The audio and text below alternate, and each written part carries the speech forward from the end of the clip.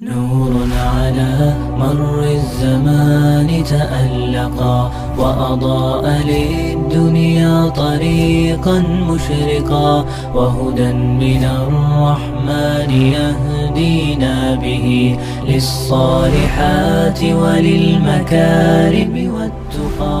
نور على مر الزمان تألقا. السلام عليكم ورحمة الله وبركاته. بسم الله الرحمن الرحيم، والصلاة والسلام على أشرف الأنبياء والمرسلين نبينا محمد عليه أفضل الصلاة وأتم التسليم.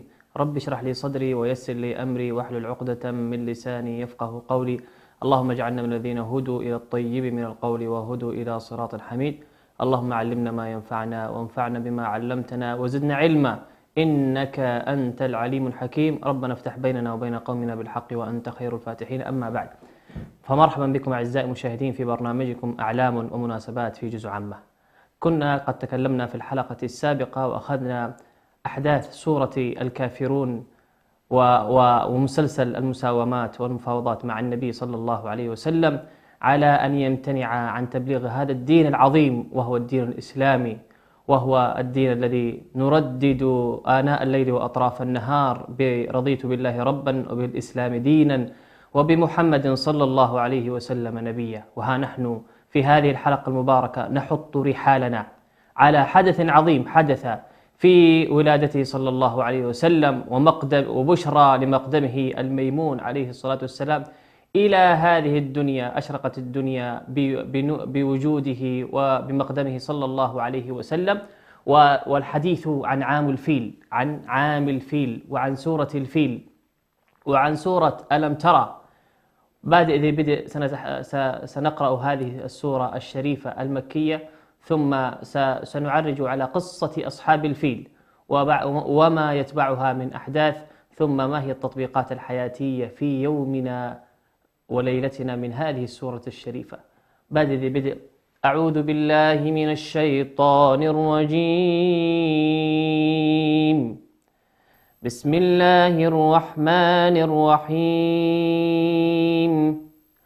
ألم تر كيف فعل ربك بأصحاب الفيل؟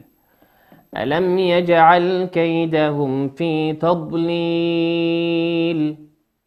وأرسل عليهم طيرا أبابيل ترميهم بحجارة من سجيل فجعلهم كعصف مأكول.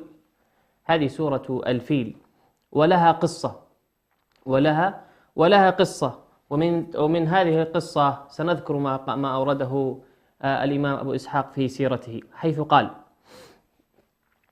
قال وكان رجلا يدعى ذو نواس أو ذا نواس، وكان آخر ملوك حمير، وكان مشركا وهو الذي قتل أصحاب الأخدود، وكانوا نصارى، وكانوا قريبا من 20,000، فلم يفلت منهم إلا دوس ذو ثعلبان، فذهب واستغاث بقيصر ملك الشام، وكان نصرانيا، فكتب له النجاشي ملك الحبشة لكونه أقرب إليهم، فبعث معه أميرين، أرياط وأبرهة ابن الصباح في جيش كثيف، فدخلوا اليمن فجاسوا خلال الديار واستلبوا الملك من حمير، وهلك ذو نواس غريقا في البحر، وهو أي ملكهم في اليمن وهو ذو نواس، هلك لما هجم عليه أبرهة الحبشي، واستقل الحبشة وأصبحت اليمن تابعة للحبشة، وعليهم هذين الأميرين أرياط وأبرهة، فاختلف في أمرهما من يملك اليمن، وتصاولا وتقاتلا وتصافا، فقال أحدهما للآخر إنه لا حاجة بنا إلى اصطدام الجيشين بيننا، ولكن أبرز إلي وأبرز إليك، فأينا قتل الآخر استقل بعده بالملك، أي يتصارعان ويتسايفان ويتبارزان في القتال. فأجابه أبرهة إلى ذلك فتبارز، وخلف كل واحد منهما قناع، فحمل أرياط على أبرهة فضربه بالسيف فشرم أنفه وفمه وشق وجهه. وحمل عتودة مولى أبرهة على أرياط فقتله، ورجع أبرهة جريحا فداوى جرحه فبرئ، واستقل بتدبير جيش الحبشة باليمن. فكتب إليه النجاشي يلومه على ما كان منه ويتوعده، أي ملك الحبشة النجاشي يتوعد أبرهة، لأن أبرهة أمير من وجندي من جنوده، وتوعده لما فعل بالأمير الآخر، ويحلف ليطأن بلاده ويزين ناصيته. فأرسل إليه أبرهة يترقق له ويصانعه، وبعث مع رسوله بهدايا وتحف وبجراب فيه من تراب اليمن، وجز ناصيته أي مقدمة شعره فأرسلها معه، ويقول في كتابه: ليطأ الملك على هذا الجراب فيبر قسمه، وهذه ناصيتي قد بعثت بها إليك. فلما وصل ذلك إليه أعجبه منه ورضي عنه وأقره على عمله. وأرسل أبرهة يقول للنجاشي: أني سأبني لك كنيسة بأرض اليمن لم يبن قبلها ولا مثلها. فشرع في بناء كنيسة هائلة بصنعاء، رفيعة البناء عالية الفناء مزخرفة الأرجاء، سمتها العرب القليس لارتفاعها، لأن الناظر إليها تكاد تسقط قلنسوته عن رأسه من ارتفاع بنائها. وعزم أبرهة الأشرم على أن يصرف حج العرب. وكان معروفا في القدم بأن في الجاهلية الناس يحجون إلى مكة المكرمة، فعزم أبرهة الأشرم على أن يصرف حج العرب إليها كما يحج إلى الكعبة بمكة، ونادى بذلك في مملكته أن يسوق لهذه الكنيسة. فكرهت العرب العدنانية والقحطانية ذلك، وغضبت غضبا شديدا قريش، حتى قصدها بعضهم وتوصل إلى أن دخلها ليلا، أي 3 أو نفر من قريش من صبيان قريش قصد إلى اليمن، وبالتحديد إلى كنيسة أبرهة، فدخلوا وعاثوا فيها فسادا. فلما رأى السدنة ذلك الحدث رفعوا أمرهم إلى ملكهم أبرهة. غضب أبرهة من تصرف وطيش فتيان قريش الذين أتوا من مكة إلى اليمن إلى صنعاء بالتحديد، وعاثوا في الكنيسة وأخربوها، بعد ما كان أبرهة يفاخر بها ويسوق لها، بل ويدعو ملك الحبشة النجاشي في ذلك إلى ملك الحبشة بأن يزورها. فأقسم أبرهة ليسيرن إلى بيت مكة وليخربن الكعبة ويهدمها ويردمها حجرا حجرا. وذكر مقاتل ابن سليمان أن فتنة من قريش دخلوها فأججوا فيها نارا، وكان يوما فيه هواء شديدا، فاحترقت أي كعبة أبرهة في اليمن وسقطت إلى الأرض. فتأهب أبرهة لذلك وسار في جيش كثيف عرمرم لئلا يصده أحد عنه، واستصحب معه فيلا عظيما كبير الجثة لم يرى مثله يقال له محمود، وكان قد بعثه إليه النجاشي ملك الحبشة لذلك. ويقال كان معه أيضا 8 أفيال، ويقال 12 فيلا، والله أعلم.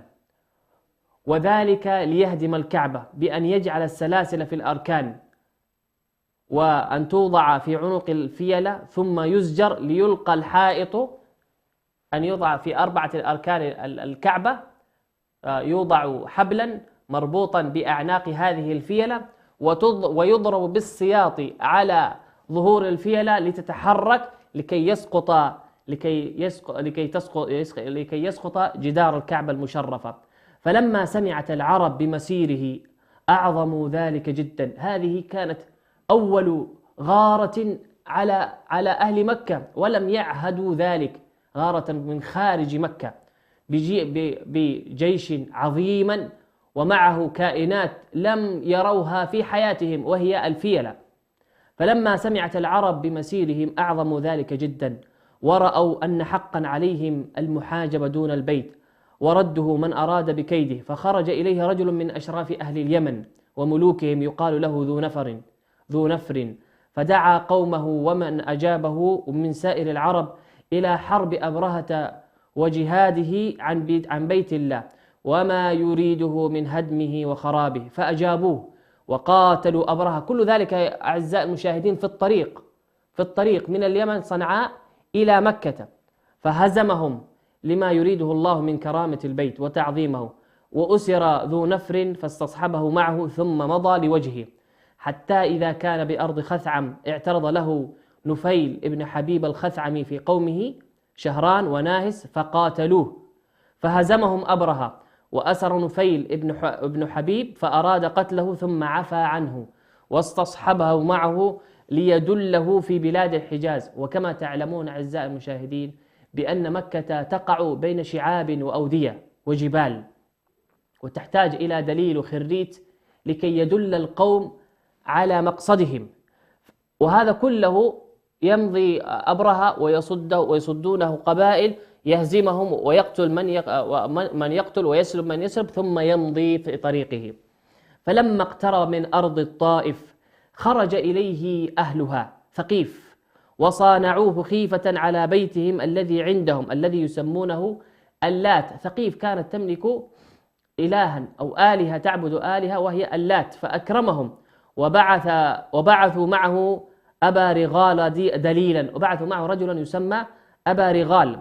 فلما انتهى أبرهة إلى المغمس وهو قريب من مكة نزل به وأغار جيشه على سرح أهل مكة. ما المقصود على سرح أهل مكة؟ على أرض ترعى فيها إبل أهل مكة، وكان مسؤولا عن هذه الإبل وهو أبو طالب. وبعثوا معه أبا رغال دليلا. فلما انتهى أبرهة إلى المغمس أو إلى المغمس وهو قريب من مكة نزل به وأغار جيشه على سرح أهل مكة من الإبل وغيرها فأخذوه.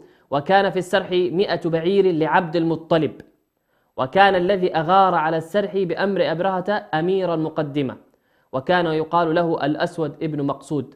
فهجاه بعض العرب فيما ذكره ابن إسحاق. وبعث أبرهة حناطة الحميري إلى مكة وأمره أن يأتيه بأشرف قريش بأعلى القوم وبسيدهم، وأن يخبره أن الملك لم يجيء، أي أبرهة لم يجيء لقتالكم إلا أن تصدوه عن البيت. فجاء حناطة فدل على عبد المطلب ابن هاشم وبلغه عن أبرهة ما قال. فقال له عبد المطلب: والله ما نريد حربه وما لنا بذلك من طاقة، هذا بيت الله الحرام وبيت خليله إبراهيم، فإن يمنعه أن يقصد الله سبحانه وتعالى منه فهو في بيته وحرمه، وإن يخلي بينه فوالله ما عندنا دفع عنه. فقال له حناطة: فاذهب معي إليه، إذا عندك هذا الكلام يا عبد المطلب سر معي إلى أبرهة وقل له ذلك في وجهه.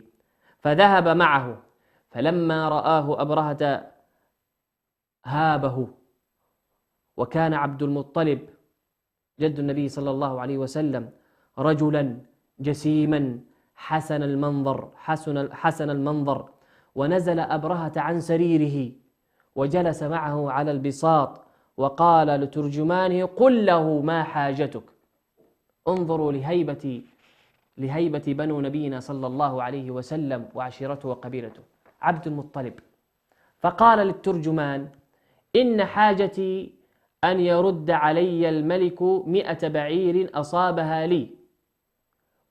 قلنا سابقا ليس أبو طالب، لكن قلنا عبد المطلب جد النبي صلى الله عليه وسلم كانت له 200 من الإبل تسرح في ذلك الحوش أو في تلك البقعة التي كانت في بداية مكة، وأصابها أي أخذها أبرهة في جيشه. فقال أبرهة لترجمانه: قل له لقد كنت أعجبتني حين رأيتك، أي هبتك، ثم قد زهدت فيك حين كلمتني، أتكلمني في 100 بعير أصبتها لك، وتترك بيتا هو دينك ودين آبائك، قد جئت لهدمه لا تكلمني فيه. وهنا ملحظ لطيف: منكم من يريد الدنيا ومنكم من يريد الآخرة. أبرهة هاب عبد المطلب لما رآه، فلما تكلم، ويا ليته لم يقل أنا أريد 100 بعير، فزهد فيه أبرهة وقال: ظننتك في كلامه ظننتك أنك تأتي تحاج عن دينك، وهو البيت الحرام ودين آبائك. فقال له عبد المطلب مقولته المشهورة: إني أنا رب الإبل، يعني أنا صاحب الإبل، وإن للبيت رب سيمنعه. قال: ما كان ليمتنع مني؟ قال: أنت وذاك. وهنا كان غطرسة أبرهة، قال: ما كان ليمتنع مني، أي لا يستطيع أحد أن يمنعني من هدم هذا البيت. فقال له عبد المطلب: أنت وذاك، أنت وشأنك. ويقال أنه ذهب مع عبد المطلب جماعة من أشراف العرب، فعرضوا على أبرهة ثلث أموال تهامة على أن يرجع عن البيت، فأبى عليهم، ورد أبرهة على عبد المطلب إبله، رد الإبل. ورجع عبد المطلب إلى قريش، فأمرهم بالخروج من مكة والتحصن في رؤوس الجبال تخوفا عليهم من معرة الجيش. ثم قام عبد المطلب فأخذ بحلقة باب الكعبة، وقام معه نفر من قريش يدعون الله ويستنصرون على أبرهة وجنده. فقال عبد المطلب وهو آخذ بحلقة باب الكعبة: اللهم إن المرء يمنع رحله فامنع رحالك، لا يغلبن صليبهم ومحالهم أبدا محالك. قال ابن إسحاق: ثم أرسل عبد المطلب حلقة الباب، ثم خرجوا إلى رؤوس الجبال. ثم أرسل عبد المطلب حلقة الباب ثم خرجوا إلى رؤوس الجبال. وذكر مقاتل ابن سليمان أنهم تركوا عند البيت 100 بدنة مقلدة، لعل بعض الجيش ينال منها شيئا بغير حق فينتقم الله منهم. فلما أصبح أبرهة تهيأ لدخول مكة، وهيأ فيله العظيم وكان اسمه محمود، وعبأ جيشه. فلما وجهوا الفيل نحو مكة أقبل نفيل ابن حبيب حتى قام إلى جنب الفيل، ثم أخذ بأذنه وقال: أبرك محمود، أو ارجع راشدا من حيث جئت، فإنك في بلد الله الحرام. ثم أرسل أذنه أي تركها، فبرك الفيل. وخرج نفيل ابن حبيب يشتد حتى صعد الجبل، وضربوا الفيل ليقوم فأبى. برك الفيل العظيم، الكعبة أمامه والبلد الحرام أمامه، ويضربوه بالسياط والفيل بارك جالس. فضربوا في رأسه بالطبرزين، وأدخلوا محاجن لهم في مراقه فبزغوها به ليقوم فأبى. فوجهوه راجعا قافلا إلى الجهة الأخرى إلى اليمن، فقام يهرول. ووجهوه إلى الشام فقام يهرول. ووجهوه إلى المشرق ففعل مثل ذلك. ووجهوه إلى مكة فبرك. وفي تلك اللحظة أرسل الله عليهم طيرا من البحر أمثال الخطاطيف والبلسان، مع كل طائر منها 3 أحجار يحملها، حجر في منقاره وحجرين في رجليه، أمثال الحمص والعدس، الحجارة أمثال الحمص والعدس، ولا يصيب منهم أحدا إلا هلك. أي هذه الحجارة لا تقع على واحد منهم إلا هلك ومات في حينه. وليس كلهم أصابت، وخرجوا هاربين يبتدرون الطريق ويسألون عن نفيل الذي يدلهم على الطريق هذا، ونفيل على رأس الجبل مع قريش وعرب الحجاز ينظرون ماذا أنزل الله بأصحاب الفيل من النقمة. وجعل نفيل يقول: والأشرم المغلوب ليس الغالب، أين المفر والإله الطالب. وقال أيضا: نعمانكم مع الإصباح عينا، ألا حييت عنا يا ردينا، لدى جنب المحصب ما رأينا، ردينة لو رأيت ولا تريه، ولم تأس على ما فات بينا، إذا لعذرتني وحمدت أمري، وخفت حجارة تلقى علينا، حمدت الله إذ أبصرت طيرا، فكل القوم تسأل عن نفيل، كأن علي للحبشان دينا. وقال عطاء بن يسار وغيره: ليس كلهم أصابه العذاب في الساعة الراهنة، أي ليس كل أصحاب الفيل أصابهم من تلك الحجارة، ولكن ومنهم من جعل يتساقط عضوا وهم هاربون، سقطت عليه الحجارة ويتساقط من أعضائه عضوا. وكان أبرهة الحبشي ممن تساقط جسده عضوا حتى لم يبلغ اليمن، حتى مات ببلاد خثعم. وقال ابن إسحاق: فخرجوا يتساقطون بكل طريق ويهلكون على كل منهل، وأصيب أبرهة في جسده، وخرجوا به معهم يسقط أنملة حتى قدم به صنعاء. قال: وهو مثل فرخ الطائر، فما مات حتى انصدع صدره عن قلبه فيما يزعمون. هذه هي القصة لقصة أصحاب الفيل كما أوردها أهل السير. وقصة أصحاب الفيل كما ورد هي إشارة إلى مقدمه عليه الصلاة والسلام. ومن ذلك أن النبي صلى الله عليه وسلم بركت ناقته القصواء وهو قاصد مكة للعمرة عام الحديبية، فقالوا: خلأت القصواء، أي تركت السير، تعبت وتمردت واستعصت. فقال النبي صلى الله عليه وسلم: ما خلأت القصواء، وما ذاك لها بخلق، ليس من خلقها الامتناع والرفض، أي ليس للقصواء ليس من طبعها أن تكون متمردة مستعصية على مالكها وهو النبي صلى الله عليه وسلم، ليست تحرا وترفض الانقياد. قال: ولكن حبسها حابس الفيل، رواه البخاري. هذه القصة العجيبة التي أوردها.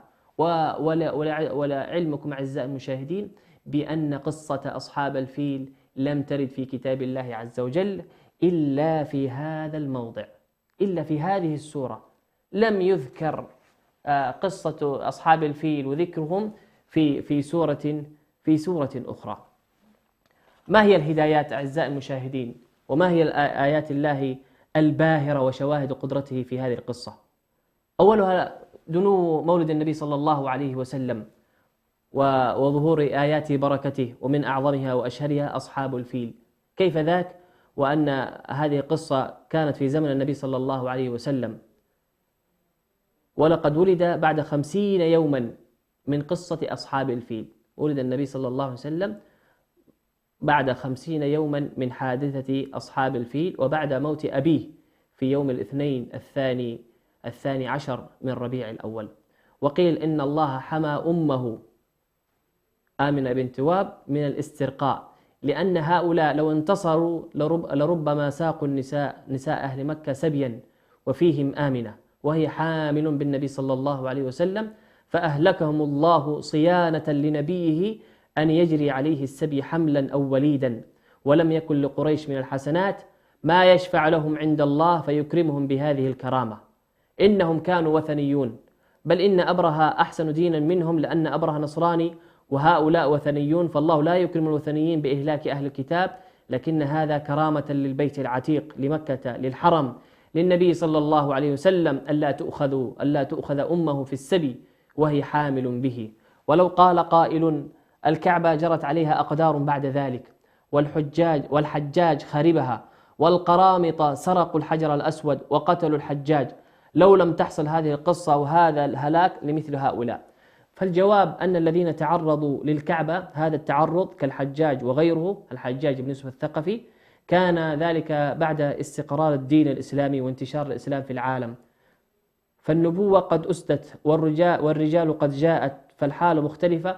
ولما انتشر في العرب ما صنع الله بجيش الفيل تهيبوا الحرم وأعظموه، وزادت حرمته في النفوس. ولنأخذ ما هي الهدايات العملية من هذه السورة الشريفة الكريمة المكية التي كانت دالة على مبعثه ونبوته وحفظ الله سبحانه وتعالى، أولا لبيته الكريم، ثم لنبيه صلى الله عليه وسلم وبنوه، ثم نعمة ومنة من الله سبحانه وتعالى على قريش وعلى أهل مكة بأمتن الله عليهم بأن صد هذا الجيش بأن يعيث وأن يخرب في هذا البيت ما يفعلون ويصنعون. ولعلنا أعزائي المشاهدين نخرج إلى فاصل ثم نواصل في الهداية العملية من سورة الفيل. أعزائي المشاهدين، فاصل ثم نواصل.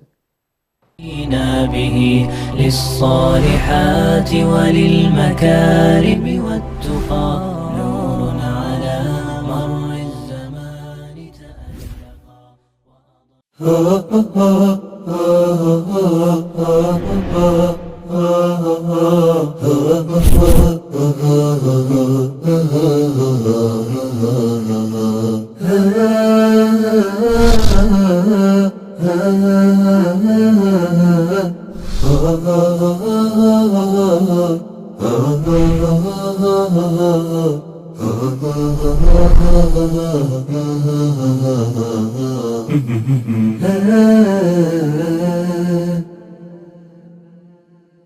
يا معاشر المؤمنين، التوجيه النبوي لكم أنتم أيها الشعوب المعنيون بهذا.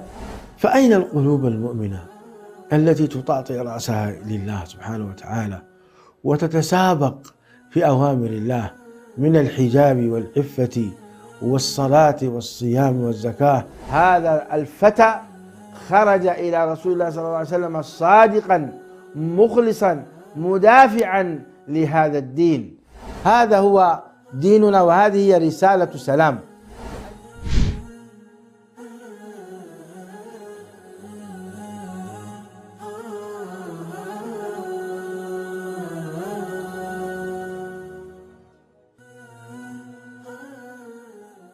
أبدأ بسم الله الرحمن وبالرحيم دائم الإحسان، فالحمد لله القديم الأول والآخر الباقي بلا تحول.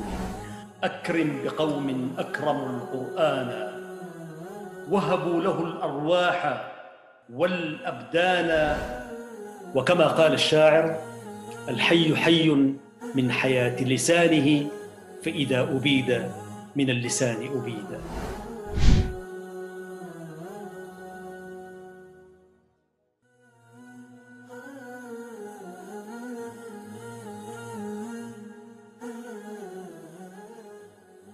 وهذا البرنامج يتناول تاريخية اللغة العربية في مر العصور والدهور، ومن حيث نهضتها وانتشارها. كان العديد من جهابذة العربية من أصول غير عربية تنوعت بين الفارسية والرومية وصولا إلى بربر المغرب العربي. ستظل رابطة تؤلف بيننا، فهي الرجاء لناطق بالضاد. أنا البحر في أحشائه الدر كامن، فهل سألوا الغواص عن صدفاتي؟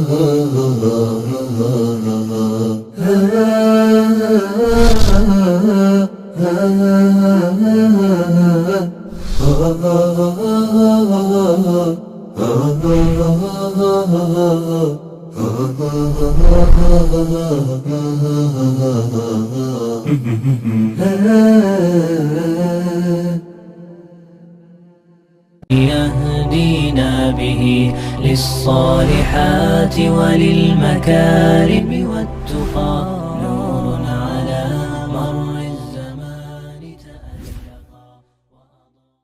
السلام عليكم ورحمة الله وبركاته. عدنا لكم والعود أحمدي.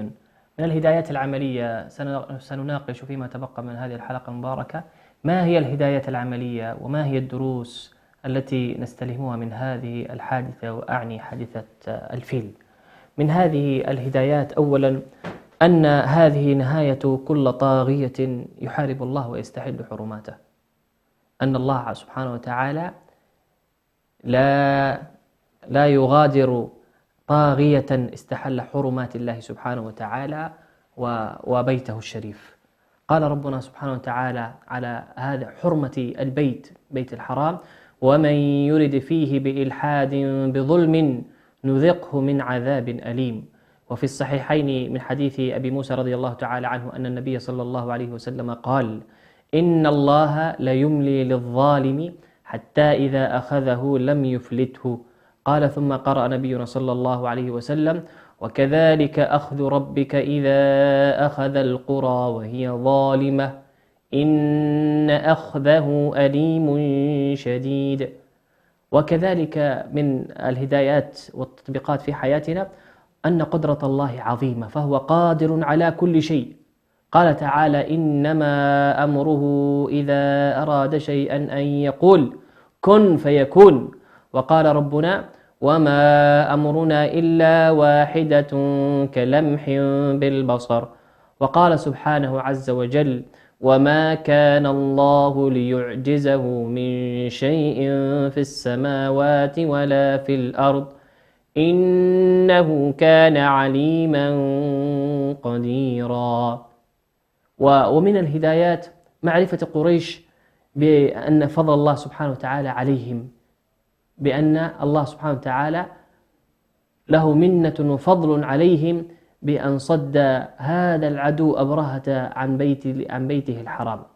كذلك من الهدايات بأن الله سبحانه وتعالى يحمي بيته ويحمي نبيه ودينه.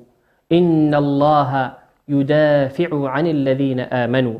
فإذا أراد الله سبحانه وتعالى أن يدفع السوء والبلاء عن شر ما يريده جل وعلا فإنه قادر على ذلك بغير ما يتوقع البشر ولا يريدونه. وشاهد ذلك بأن قريش تعلم في تلك الحادثة بأن الله سينتقم، ولذلك صعدوا إلى رؤوس الجبال لينظرون ماذا سيحصل، حتى وصل إلى بعضهم أن تركوا بدن مقلدة من الأبقار مقلدة.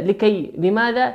لكي يأخذ الجيش هذه البدن بغير حق فينتقم الله منهم.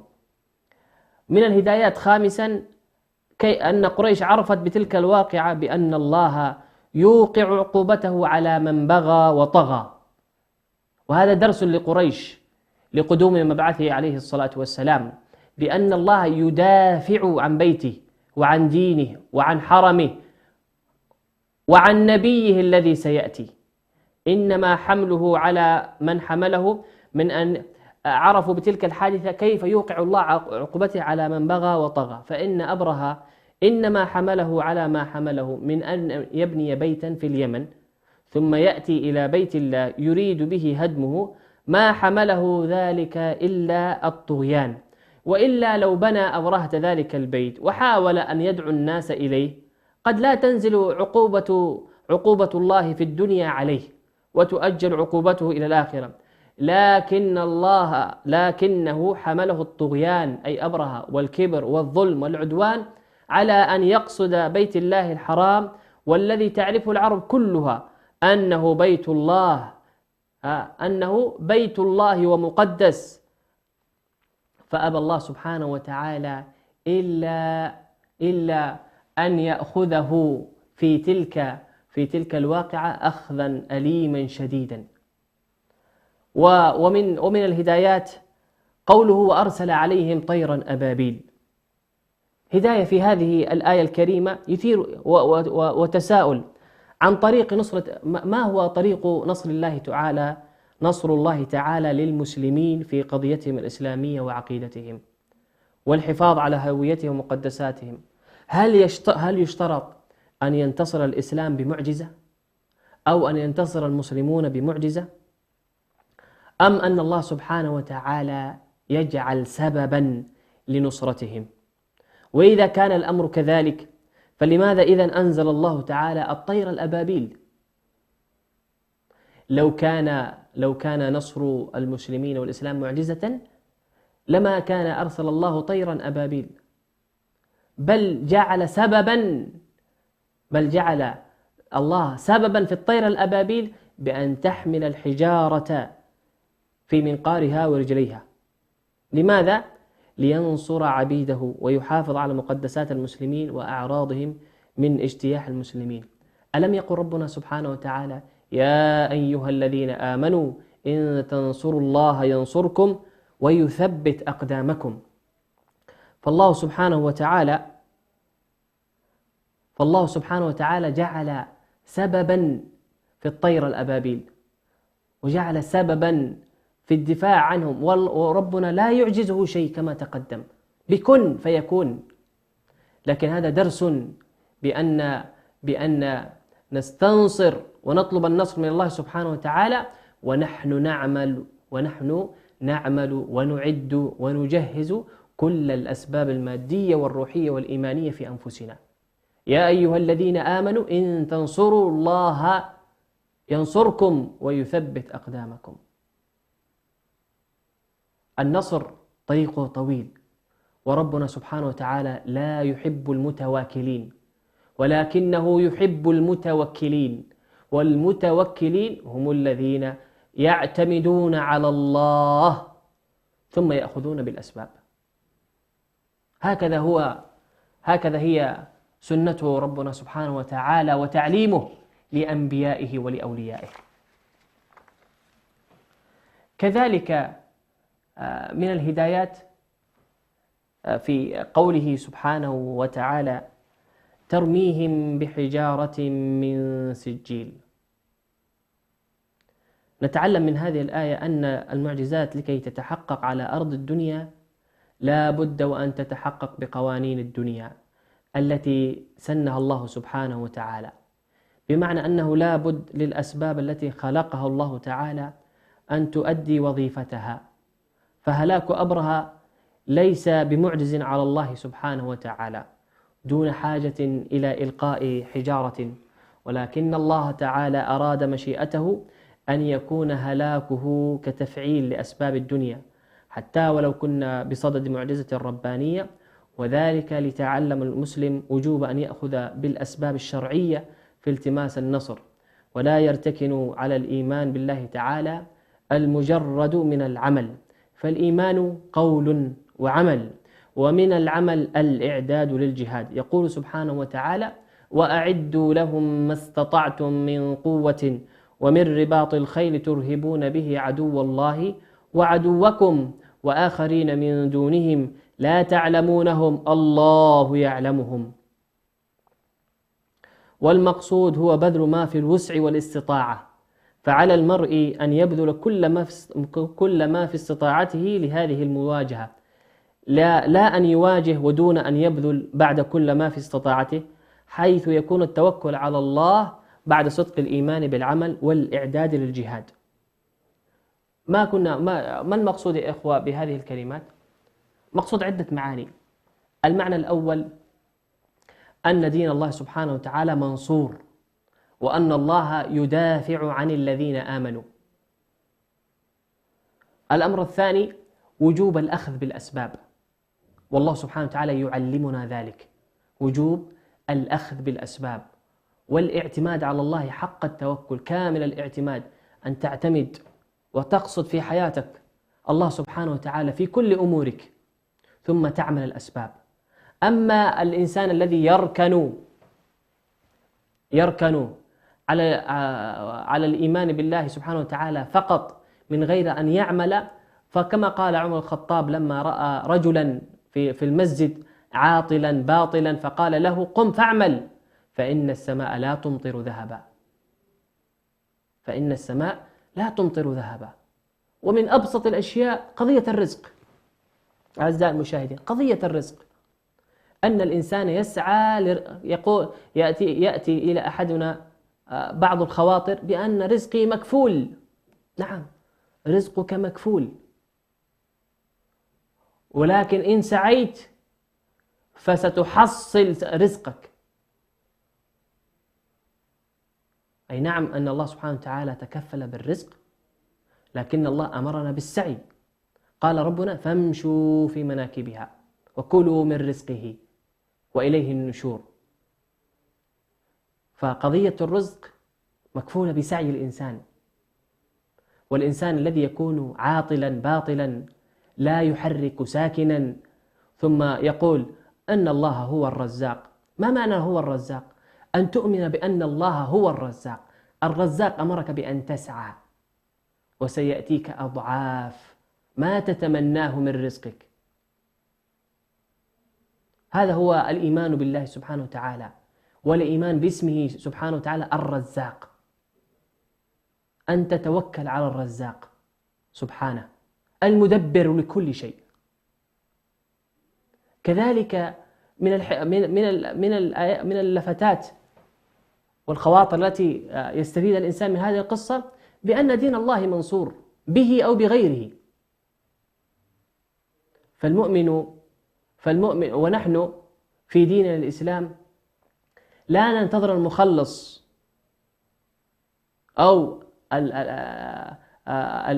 الشخص الذي سيغير وجه العالم، لكن ديننا أمرنا وربنا علمنا وربانا في كتابه إن تنصروا الله ينصركم، اعملوا بالأسباب. والله سبحانه وتعالى كان وملائكته كان مع صحابة رسول الله صلى الله عليه وسلم في غزوة بدر، وهم بضع مئات يقابلون كم ألفا من الجيش الجاهلي وهو جيش قريش. فقال ربنا إني معكم فثبتوا الذين آمنوا سألقي في قلوب الذين كفروا الرعب فاضربوا فوق الأعناق واضربوا منهم كل بنان. اذهبا، وربنا قال لموسى وموسى يقول ربنا بأن فرعون سيطغى، قال لا تخافا إنني معكما أسمع وأرى. موسى يظن أن سيذهب إلى حتفه، وربنا يطمئنه لا تخف إنك من الآمنين، لا تخف إنك أنت الأعلى، لكن افعل السبب، ألق ما في يمينك تلقف ما صنعوا. يفعل السبب، اذهبا أنت وأخيك ولا تنيا في ذكري، اذهبا إلى فرعون إنه طغى. قال ربنا إننا نخاف أن يفرط علينا أو أن يطغى، قال لا تخافا إنني معكما أسمع وأرى. هذه عقيدة المؤمن الثابت، ثابت الجنان، قوي الإيمان، ثابت الأركان من الله سبحانه وتعالى، عقيدة لا تتزعزع بأن الله هو الخالق المدبر، وبأننا نحن أسباب لتبليغ دين الله سبحانه وتعالى، ونحن آمنين لأننا مع الأمان كله وهو ربنا سبحانه وتعالى. من أحق بالأمن؟ الذين آمنوا ولم يلبسوا إيمانهم بظلم أولئك لهم الأمن وهم مهتدون. هذه هي عقيدة المؤمن الثابت حين تتزعزع كل شيء. كذلك من الهدايات الغيرة على محارم الله، الغيرة على محارم الله. أما رأيتم أعزائي المشاهدين في قول أبرهة لجد النبي صلى الله عليه وسلم عبد المطلب، قال أما إني حين رأيتك هبتك، فلما طلبت مني بعيرك قد زهدت فيك. الغيرة على محارم الله. كل أهل مكة خافوا لأنهم كانوا يعبدون أصناما باطلة، ولم تكن يغيرون على محارمهم ولا يغيرون على محارم الله. وهذا درس أن الإنسان أعلى الغيرة في المؤمن أن يغار على محارم الله. ومن أعظم محارم الله بيوته، أن تستباح وتستحل بيوته. وما هي بيوته؟ بيوت الله مساجد الله، هي التي يذكر فيها اسم الله كثيرا. أن الإنسان تكون في قلبه غيرة. ولذلك الصحابة رضوان الله تعالى عليهم لما رأوا أعرابيا يبول في ناحية المسجد عنفوه وغضبوا، فما كان من النبي صلى الله عليه وسلم إلا قال لا تزرموه، دعوه. فلما انتهى وفرغ هذا الأعرابي قال إن هذه بيوت، وجه النبي صلى الله عليه وسلم بأن هذه أماكن للعبادة وليست للخلاء. الغيرة أن الإنسان يربي في نفسه أن يغار على محارم الله. ما هي محارم الله؟ محارم الله أعزائي المشاهدين أولها بيوته سبحانه وتعالى. أول المحارم التي يغار المؤمن عليها ويعلم أبناءه بيوت الله، أن يحمي بيوت الله ومقدسات المسلمين، بيوت الله ومساجد الله وكل ما يمس دين الله سبحانه وتعالى. أن يمسه شعر أن يمس هذا المقدس شعرة من أهل الباطل، من أن يدنسوه. لماذا؟ لأن أعظم شيء للإنسان هو أن يحترم ويعظم المكان الذي يناجي الله فيه. لو كان مثاله لله المثل الأعلى، لو أحدنا ذهب إلى بيت ملك من ملوك الدنيا، ثم دخل إلى مزرعته وبال فيها وأخذ الأشجار وقطعها، ثم دخل إلى بيته، إلى قصره، إلى غرفته، إلى فراشه، إلى مطبخه، وعاث في قصر هذا الملك أي فساد. ماذا كان الحال؟ كان من الملك أن يغضب وأن يأمر الحجاب والحراس بأن يقتلوه، لا بل يصلبوه. هكذا دين الله، من أن الإنسان يغار على محارم الله. كذلك من الدروس التعظيم، ذلك ومن يعظم شعائر الله فإنها من تقوى القلوب، ذلك ومن يعظم حرمات الله فهو خير له عند ربه. التعظيم، ونغرس هذا في أنفسنا وفي أبنائنا بأن نعظم الله سبحانه وتعالى ونعظم كل ما يحبه الله سبحانه وتعالى. أحب البقاع إلى الله مساجدها، ابتداء من المساجد، أن نعظم مساجد الله وبيوت الله، بأن نخفض أصواتنا، وما أن ندخل متطيبين، وبأن نخشع في صلاتنا، وبأن نجلس ونذكر الله سبحانه وتعالى كثيرا ليرضى سبحانه وتعالى عنا. التعظيم، تعظيم الله في أنفسنا وفي بيوته سبحانه وتعالى. كذلك من الدروس المسؤولية، ونختم بها. المسؤولية، ما معنى ذلك؟ لما كان عبد المطلب مسؤولا عن إبله التي سلبها منه أبرهة، وهاب أبرهة عبد المطلب لظنه بأن عبد المطلب سيدافع وهو مسؤولا عن المدافعة عن هذه الكعبة وعن هذا البيت. فلما رأى أبرهة بأن عبد المطلب فضل مسؤوليته وقدم مسؤوليته الشخصية على المسؤولية العامة وهي دين الله سبحانه وتعالى، زهد فيه. لذلك نسأل الله سبحانه وتعالى أن يجعلنا مفاتيحا للخير مغاليقا للشر. اللهم اجعلنا من الذين هدوا إلى الطيب من القول وهدوا إلى صراط الحميد. كنا قد وصلنا إلى نهاية سورة وقصة أصحاب الفيل، وهي دالة على مقدمه الشريف صلى الله عليه وسلم. رضينا بالله ربا وبالإسلام دينا وبمحمد صلى الله عليه وسلم نبيا. أعزائي المشاهدين، أدعكم في حفظ الله ورعايته إلى حلقة أخرى، والسلام عليكم ورحمة الله وبركاته. نوي بلا كمل نوي ساحل والسأسي مالي ربنا حران ندها آخر شمن قيل قين الدين أضاء أقل أسنا مسر هذا عنرون.